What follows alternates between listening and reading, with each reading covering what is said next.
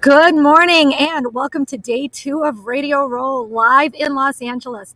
We have an interesting show for you this morning. Joining us today, Roy Kessel and myself with Chris Draft, Legends Community, and Heidi and Pierre to talk about breast cancer and the work that they're doing. Lung cancer. Oh my gosh, I'm so sorry. Let's say that. Lung cancer. All right, let's talk about lung cancer, guys. Chris, how did you get started in this program? So the Heidi Pierre here.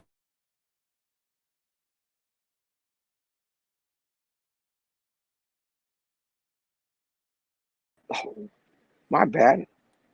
Now you guys can hear me. We're live, so there's a little glitch in the matrix. So my wife Keisha was diagnosed with lung cancer in December of 2010. So how did I get involved with the lung cancer community? It wasn't that I was like, hey, I want to be involved in the lung cancer community. Hey, I'm done playing in the NFL. Let me get involved with the lung cancer community. It wasn't that. It was that my wife, 37 years old, in amazing shape, gets diagnosed. She had a little shortness of breath. Goes into her primary care doc, and he gets some antibiotics, chest X-ray, and next thing you know, she has a mass in her left lung. A couple of weeks later, we find out she has stage 4 lung cancer, and we found, we now know the most important fact of lung cancer that anyone can get it. We also found out that too often it's diagnosed late stage, so she was stage 4 lung cancer, and unfortunately, based on that diagnosis and the fact that she couldn't be on some of the newer therapies, she ended up passing away a year later. And she passed away a year later, but before she passed, we had a chance to get married. So we got married November 27, 2011. And on that day, we made 2 commitments: one to the lung cancer community, and the other one to each other. Like this amazing opportunity to be there together. But before that day, my wife asked. She said, "What if we don't get presents? What if we ask our family and friends to support the foundation, the Chris Draft Family Foundation, so we can establish an initiative that is focused on." And it wasn't specific at that time, but really just addressing lung cancer. It grew into, after her passing, into changing the face of lung cancer. And so, she passed again December 27, 2011. And I had to ask myself, a few questions, to be really honest. And I think it's so important as we're doing lung cancer advocacy to ask those questions. And when you hear from Heidi and Pierre that are here, or the founders, co-founders of the White Ribbon Project, you'll understand that they've done that work. And that first question is, could I accept that anything that I did, it wasn't going to bring my wife back? I mean, so it's not about her. The work is not about her. Could I be happy for people that are doing well? So there's a lot of things that are going to happen, a lot of innovation that has happened over these last 10 years, so much innovation. But can I be happy for the people that are benefiting from that? And then the other one, are we willing to fight for it? I mean, really to go after it. So to know that there are things that have changed, it's important and it's good. But are you willing to fight so that all the people that can benefit from it get it? Right. And so that's so why am I here? Played in the NFL for 12 years, have a tremendous, this tremendous platform. My wife danced in the NBA, so another platform, and a platform is nothing without a message. So what is the message? That anyone can get lung cancer, that prevention is not enough. Early detection, treatment, research, and survivorship matters regardless of smoking history, regardless of who you are. We got you. And we have to celebrate our victories, man. Every time we have a chance to move forward, that means that somebody's life has changed, and either quality of life or extending their lives. And so for me, I'm going to celebrate it. I'm going to come here to the Super Bowl and celebrate it and scream and yell at the highest level. And I got a chance to be here with Heidi and Pierre, the White Ribbon Project, that they are this amazing group, this force that have understood and grabbed a hold of that challenge of celebrating life, of celebrating possibilities, and celebrating the changes that are happening. And that's really what embodies the White Ribbon Project. So, Kayla, is it okay if my people that are down here in LA, if they share Heidi and Pierre? Heidi, who is co-founder with Pierre of the White Ribbon Project, but then the other thing is she got a jersey on. She's got a Rams jersey, and it's not that she's just biased because it's the Super Bowl. She's got a Rams jersey on because she is a crucial catch captain. So she was on the field waving around, and she is a representative of the cancer community and has done just a tremendous job. So, hey, with that said, Heidi and Pierre. Fantastic.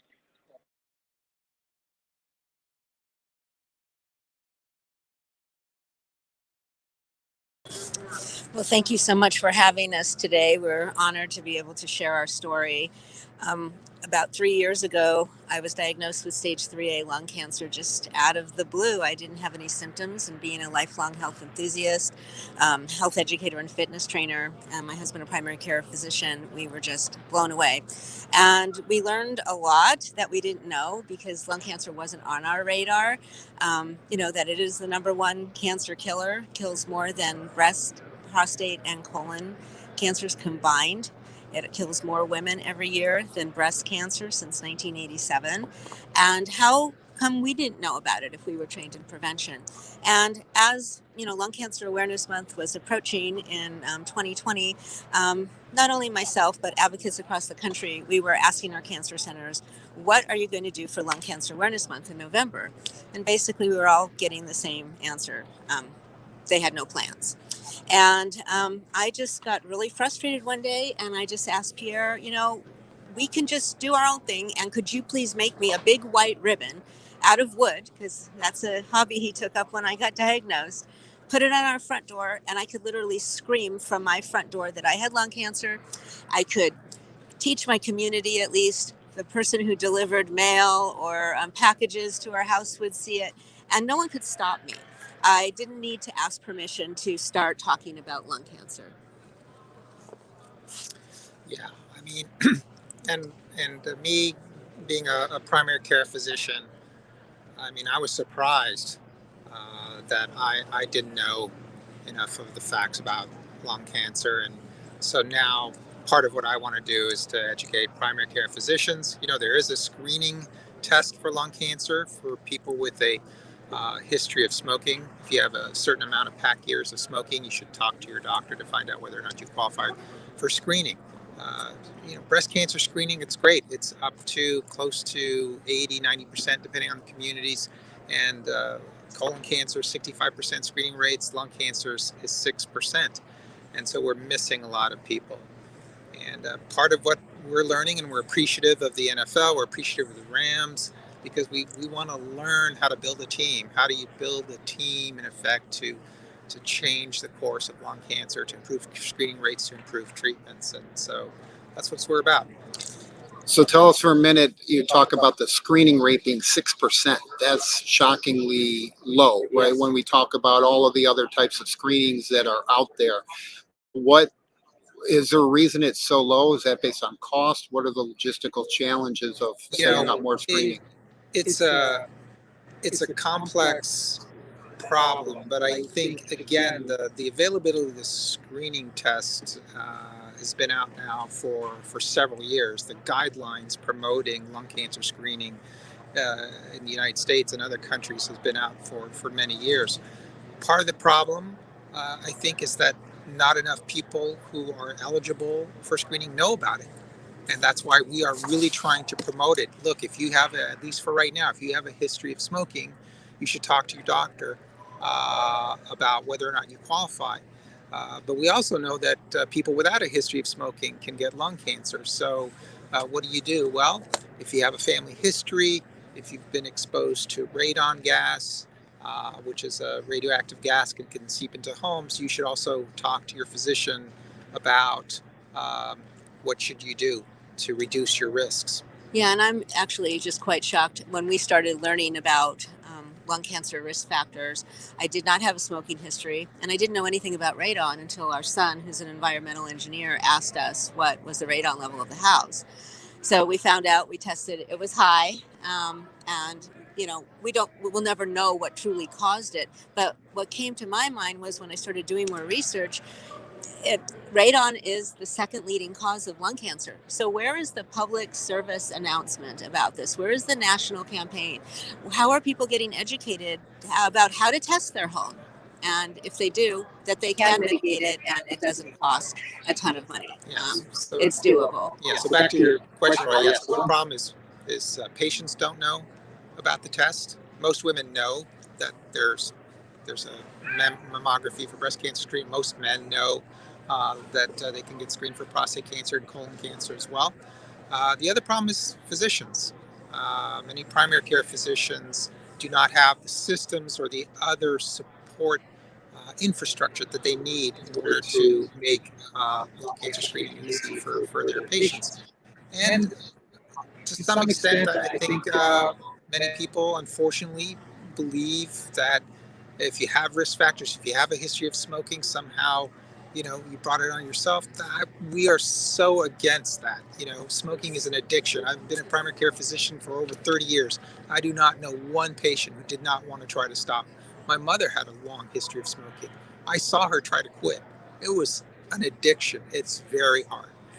Well, and even if it is brought on, it's something that we still need to treat, right? So many places around the world, people have things that they may bring on themselves. We don't just sit there and say suffer because you did that. But I want to go back to Heidi's point on radon, because I think that's critical. Like in Illinois, it's required to have a radon examination for any property that's transferred. That's got a below grade level. And so that's just a mandatory requirement. And yet, as you said, very few people really understand what it is and recognize that even if you do need to remediate it, it's, $1,000, maybe a couple $1,000 problem. It's not tens of thousands of dollars to deal with. Or life-threatening problem. The number 2 cause of lung cancer. Yeah. As we're talking about those things, it really comes back to awareness. So Heidi said that she didn't know. Well, literally, that's what awareness is. And so as a lung cancer community, we have to decide what are the things that we want people to know, right? We have to be intentional on getting that done. And so unfortunately, historically for lung cancer, the only thing that we told people about is getting people to stop smoking. Now, that is a tremendous campaign that is the greatest public health campaign ever.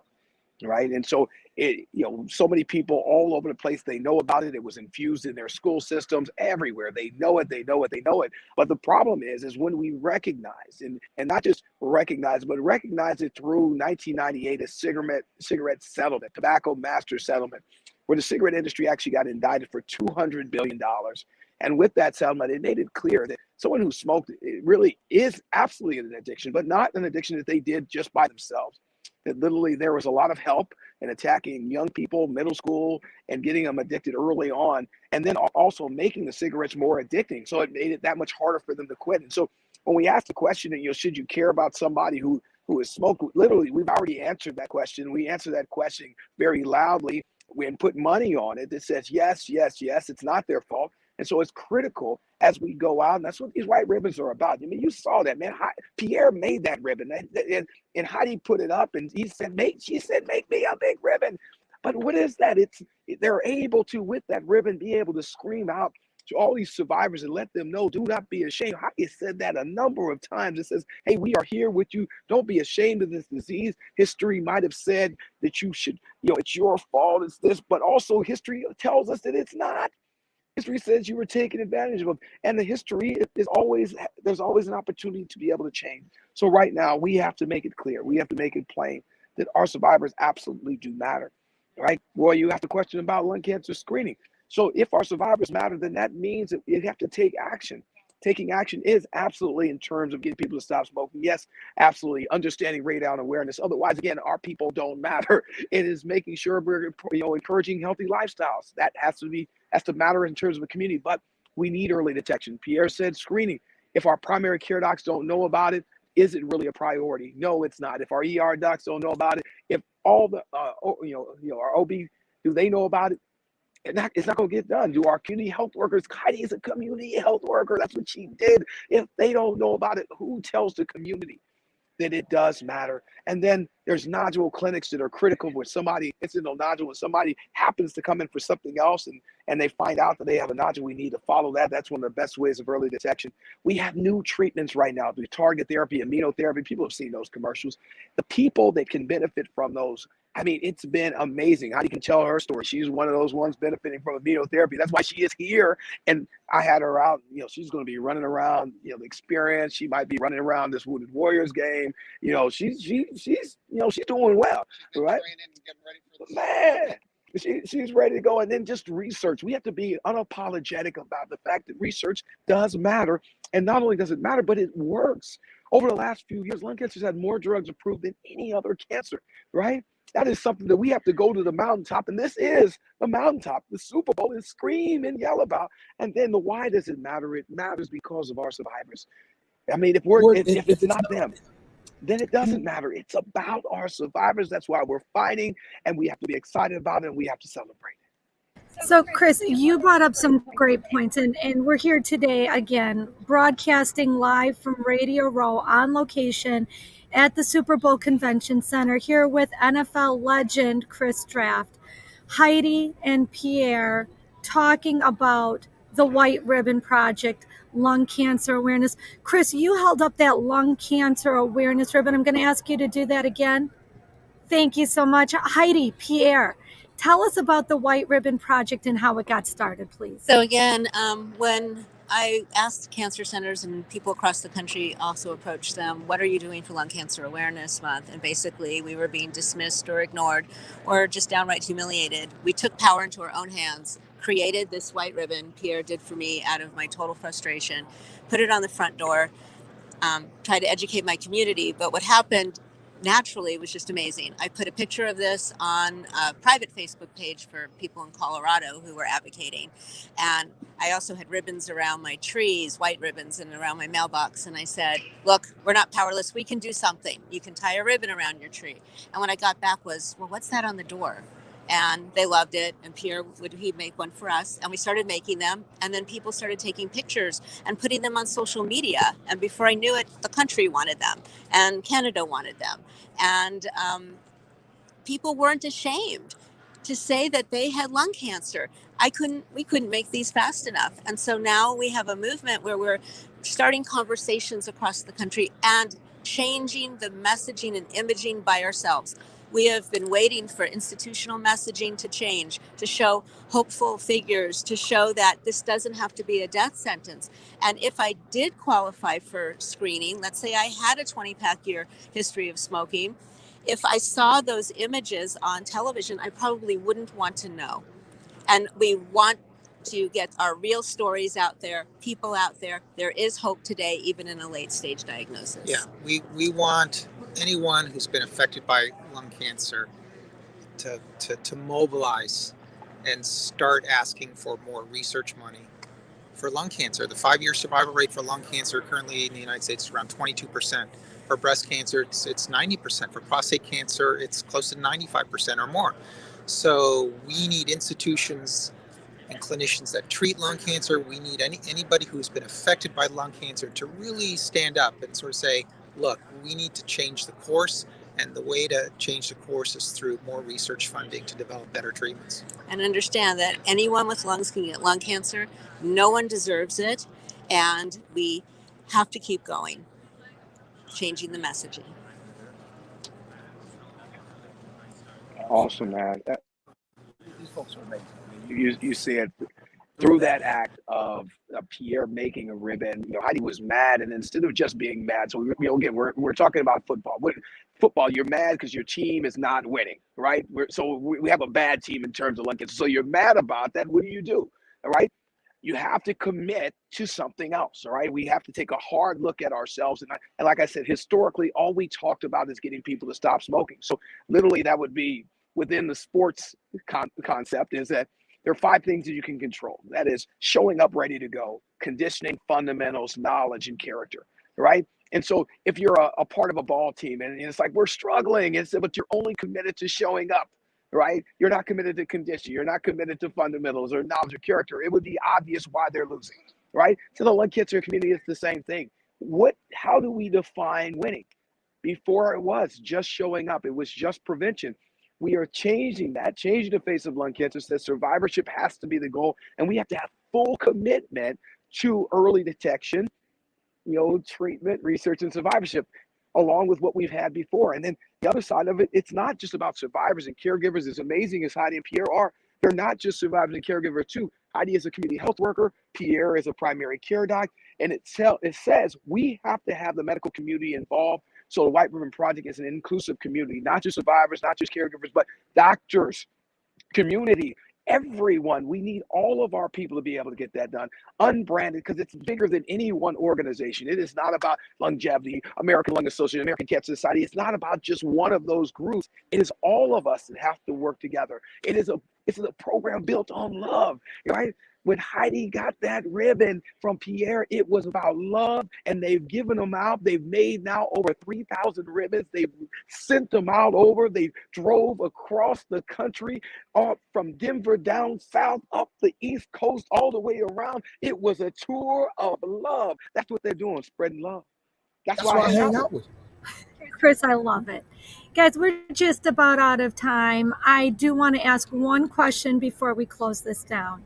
And frankly, that is this. If people want to support the White Ribbon Project, if they want to connect with you, if they want to ask you to speak, or Chris, ask you to speak, how can folks get a hold of you? And with that, we'll close it out. Well, you can go to our website at the White www.thewhiteribonproject.org. And we have all the information there, how to contact us by email, read about what we're trying to do. But really, we ask that if you've been affected by lung cancer, just stand up and share your story. We have the power to change the message. And encourage more research money for lung cancer. Awesome. Make sure you can look on Instagram. It says the White Ribbon Project. It's the WRP4LC on Twitter. You can look for me. I'm just Chris Drabner. You're going to see a whole bunch of White Ribbon Projects. But here's what I want you to know. I want you to know this is not just for a survivor. It's not just for a caregiver. If you lost somebody, if you know somebody, it can be for you. Because what we're saying, this is a community of people, of parts. So just like that, not everybody's the quarterback, not everybody's an offensive lineman, not everybody's the defensive lineman, not everybody's the marketing department, not in the PR, not everybody. We need everyone. Our fans that are in the stadium, outside the stadium, we need everybody. It is the same as football. We all play in different positions, but we need everybody if we want to be successful. Chris, that's a great message. Folks, my name is Kayla Brad. I'm joining you with Roy Kessel, Chris Draft, Heidi and Pierre, making a difference. And I just want to say thank you to each of you for the work you're doing to create hope and possibility. It makes such a difference. Roy, will you close us out? I just want to say, Chris, Heidi, Pierre, you've done an incredible job building the community. We see the white ribbons all over the country. I think Chris travels full time, must have a few million miles from flights over the last couple of years, and you're doing an incredible job promoting the importance of this awareness, and hope we can raise the testing to that caliber. So thank you so much for joining us. To all our viewers and listeners, we appreciate you taking the time to join us here live from Radio Row. This is Roy Kessel signing off with Caleb Branham for the Sports Philanthropy Network. Please remember to live generously. Thank you. Thank you So much.